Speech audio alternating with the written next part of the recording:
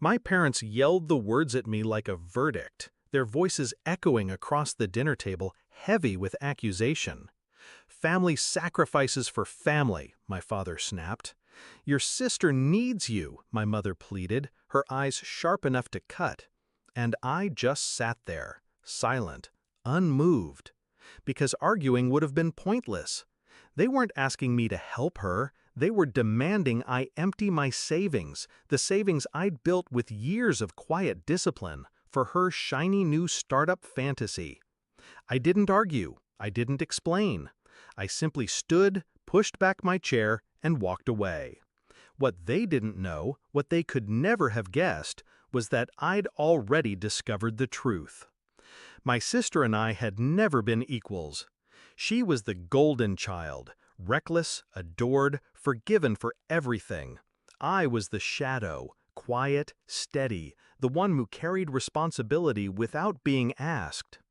I used to believe we were allies. When we were young, she'd slip into my room during storms, trembling, and I'd hold her until she fell asleep. She told me once I was the only one who ever made her feel safe. I believed her, foolishly, because when she grew older, she learned how to use that bond against me. The first sign came last year, a strange withdrawal from my account, tiny, almost invisible. Then another, small enough to dismiss as error, but I don't dismiss anything. I checked, traced, watched, and the pattern revealed itself. Not mistakes, not chance. Her.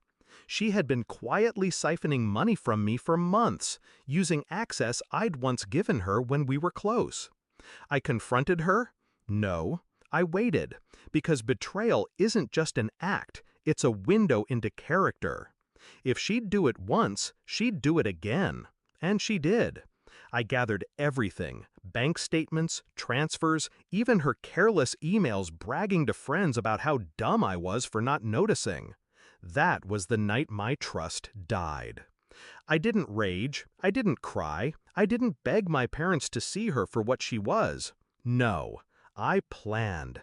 I stopped being her shield, stopped being their convenient backup plan. Instead, I became something far quieter and far more dangerous. Every dollar I earned, I shifted into accounts she couldn't reach, investments she'd never trace. I built walls of steel around what was mine, and at the same time, I let her believe she still had power over me. Because when people think they're winning, they grow sloppy.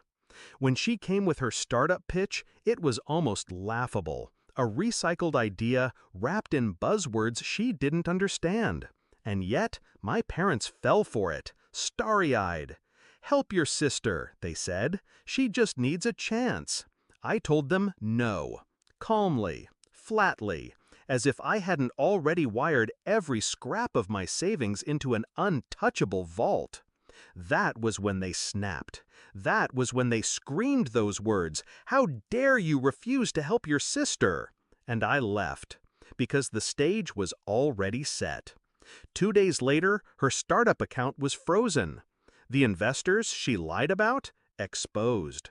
The website she launched? Reported for plagiarism. The funds she bragged she had secured? Gone, because I had sent the evidence, neatly packaged, to every single one of them. Piece by piece, her empire of lies collapsed, and she never even saw me move. This morning, the call came. My mother's voice was ragged, panicked. "They froze everything. Your sister is being investigated. Did you know about this?" I almost laughed. Instead, I listened to the silence that followed.